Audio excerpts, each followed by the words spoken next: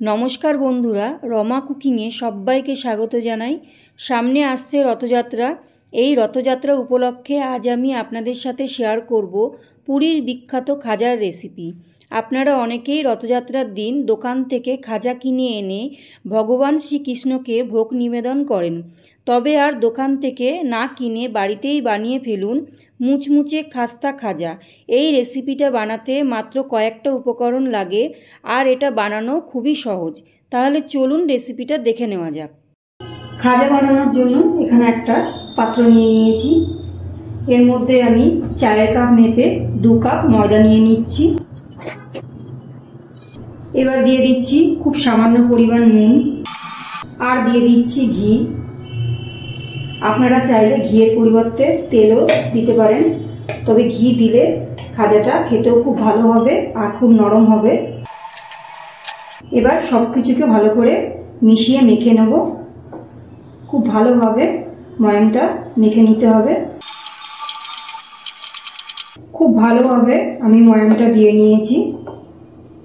দেখুন, আপনারা বুঝতে পারবেন ময়ামটা খুব ভালোভাবে হয়েছে কিনা। এরকম চাপলে এক মুঠোর মধ্যে চলে আসছে, আবার খুব সহজেই এইভাবে ভেঙে যাচ্ছে। এবার আমি এখানে 1 কাপ জল নিয়েছি। অল্প অল্প করে জল দিয়ে মেখে নেব, একবারে সব জলটা আমি দেব না।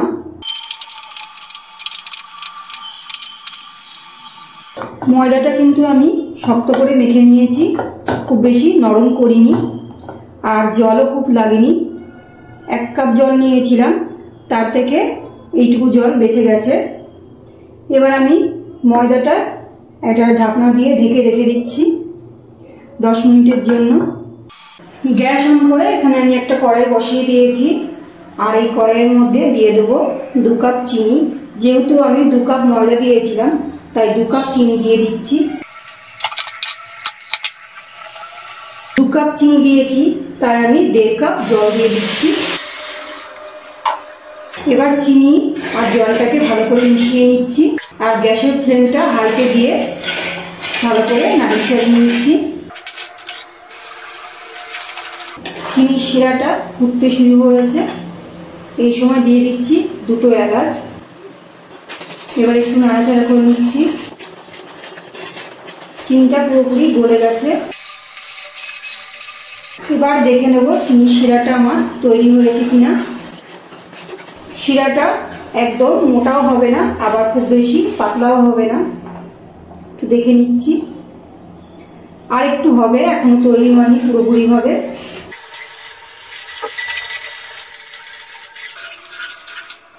এবার দেখে নেব আমার শিরাটা একদম তৈরি হয়েছে কিনা। খুন্তির গা থেকে একটু নেব। শিরাটা একদম পারফেক্ট ভাবে তৈরি হয়ে গেছে। দেখুন, একটা তারের মতো দেখা যাচ্ছে আর একটু চটচটেও হয়ে গেছে। এবার আমি গ্যাসটা অফ করে দিচ্ছি আর খাজাগুলো এবার বেলে নেব। 20 মিনিট পর আমি ঢাকনাটা তুলে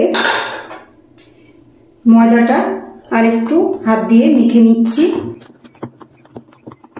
এবারে ময়দাটা লম্বা করে একটুখানি এইভাবে প্রেসার দিয়ে হাত দিয়ে বেলে নেব। এবার লুচির থেকে একটু বড় আকারে লেচি কেটে নেব। এবারে একটু গোল করে নিচ্ছি। এবারে রুটির আকারে বেলে নেব আর বেলার সময় আমি কর্নফ্লাওয়ার দিয়ে বেলে নেব।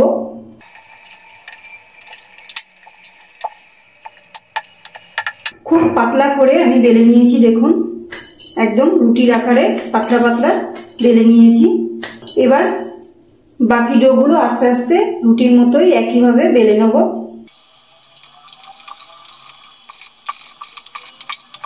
দেখুন, একই রকম ভাবে বেলে নিয়েছি। এবার বাকিগুলো আমি এইভাবে বেলে নেব।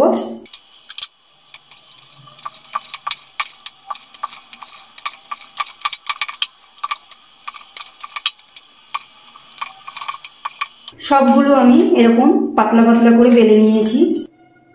মোট 5খানা রুটি আমি এইভাবে পাতলা করে বেলে নিয়েছি। এবারে আমি এখানে বেলে রাখা ময়দা রুটিগুলো নিয়ে নিয়েছি। প্রথমে এর মধ্যে সাদা রিফাইন অয়েল দিয়ে দিচ্ছি, আর এরকম একটা ব্রাশ দিয়ে তেলটা সারা জায়গায় ছড়িয়ে দিচ্ছি।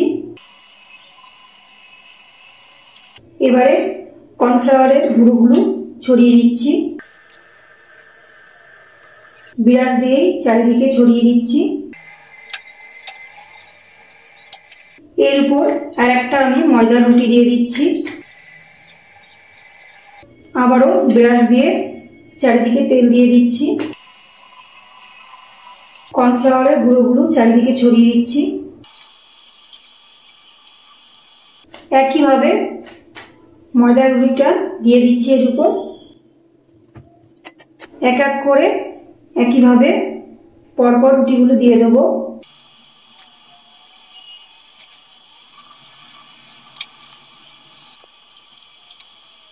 প্রত্যেকটা আমি একইভাবে পরপর এইভাবে লেয়ার দিয়ে নিয়েছি।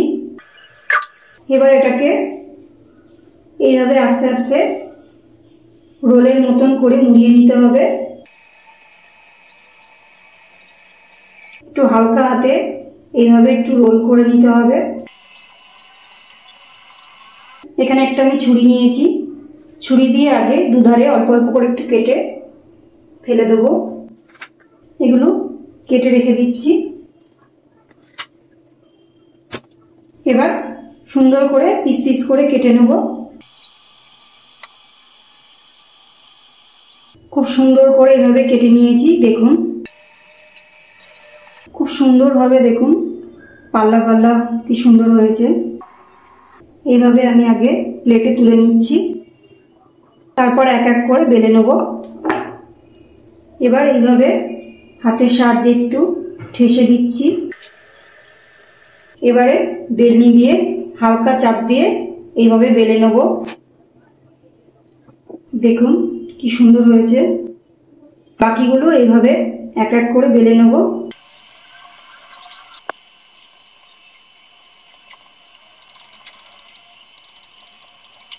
সবগুলো আমি এইভাবে বেলে নিয়েছি। এবার একটা কড়াই বসিয়ে এগুলোকে ভেজে নেব। গ্যাসে একটা কড়াই বসিয়ে দিয়েছি, কড়াইয়ের মধ্যে আমি দিয়ে দিচ্ছি সাদা রিফাইন অয়েল। তেলটা আমি খুব বেশি গরম করছি না, মোটামুটি একটা গরম হলেই আমি এক এক করে বেলে রাখা ভাজাগুলো ছেড়ে দেবো। একসাথে আমি বেশি দিচ্ছি না, চারটেই আগে ভেজে নেব। একটু উল্টে দিচ্ছি। খাজাগুলো ভাজা হয়ে গেছে, খাজাগুলোকে তেল ঝরিয়ে আমি তুলে নিচ্ছি। বাকি বেলে রাখা খাজাগুলো আমি দিয়ে দিচ্ছি। বাকি খাজাগুলো এই একইভাবে ভেজে নিচ্ছি। এবার একটু উল্টে দিচ্ছি। গ্যাসটা একদম লোতে দিয়ে খাজাগুলো কিন্তু ভেজে নিতে হবে।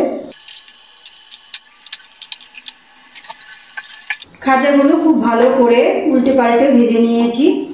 এবার খাজাগুলো তুলে ফেলছি, তেল থেকে ছেঁকে তুলে ফেলছি খাজাগুলো। সব খাজাগুলি আমার ভাজা হয়ে গেছে। এবার আমি রসের মধ্যে দিয়ে দেবো এগুলো।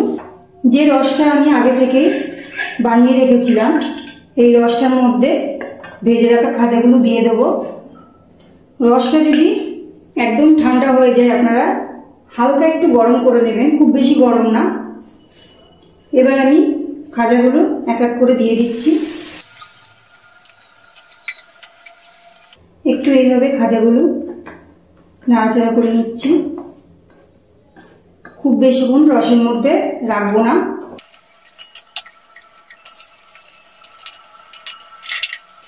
রসের থেকে খাজাগুলোকে এবার তুলে নেব।